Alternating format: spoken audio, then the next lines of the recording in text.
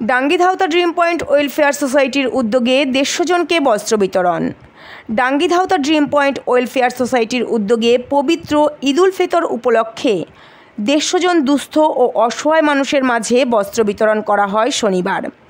এই মহতী উদ্যোগে উপস্থিত ছিলেন বিশিষ্ট সমাজসেবী শেখ শামসুল, যিনি দীর্ঘদিন ধরে অসহায় মানুষের পাশে দাঁড়িয়ে সমাজসেবায় ভূমিকা রেখে চলেছেন।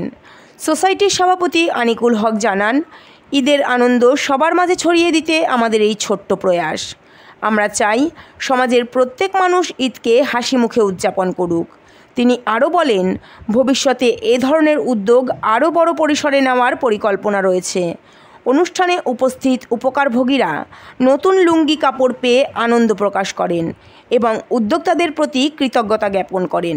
স্থানীয় বাসিন্দারা সোসাইটির এই মানবিক উদ্যোগকে সাধুবাদ জানিয়ে বলেন, সমাজের অন্যান্য প্রতিষ্ঠানগুলোকেও এ ধরনের মহৎ কাজে এগিয়ে আসা উচিত। ডাঙ্গিধাওতা ড্রিম পয়েন্ট ওয়েলফেয়ার সোসাইটি দীর্ঘদিন ধরে সামাজিক কল্যাণমূলক কাজ করে আসছে, যা এলাকার মানুষের জীবনমান উন্নয়নে গুরুত্বপূর্ণ ভূমিকা রাখছে। আজকে ডাঙ্গিধাওতা ড্রিম পয়েন্ট ওয়েলফেয়ার সোসাইটির উদ্যোগে বস্ত্র বিতরণ অনুষ্ঠান ছিল, যেটা ঈদকে উপলক্ষ করে। খুবই ভালো লাগছে, কারণ যাদের কেনার সামর্থ্য আছে তারা তো ঈদের সেজে পুজো থাকেই, তার সাথে সাথে যেন যারা গরিব দুস্থ সাধারণ লোক তারা যেন ভালোভাবে ঈদ করতে পারে, এই উদ্যোগের জন্য ড্রিম পয়েন্ট ওয়েলফেয়ার সোসাইটিকে আমরা সাধুবাদ জানাই। আর এখানে আজকে বহু শাড়ি, তার সঙ্গে সঙ্গে লুঙ্গিও বিতরণ করা হলো। এটা খুব একটা সদার্থক পদক্ষেপ। 150-200 মনে হয় শাড়ি ছিল, লুঙ্গিও ছিল, কতগুলো গোনা হয়। আপনার নাম? আমার নাম আনিকুল ইসলাম। কোন দায়িত্বে রয়েছে? আমি director dream point welfare society. আজকে আপনাদের কি বিষয়ের কর্মসূচি? আমাদের আজকের বিষয় ছিল বস্ত্র বিতরণ, গরিব অসহায় পরিবারের পাশে দাঁড়ানো।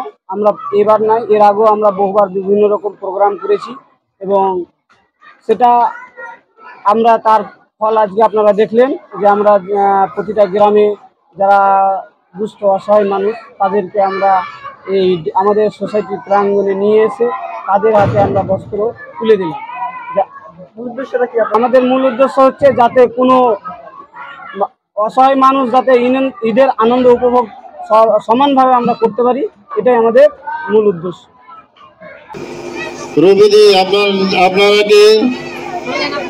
আপনাদের সকলকে বলছি আপনারা সহযোগিতা করুন।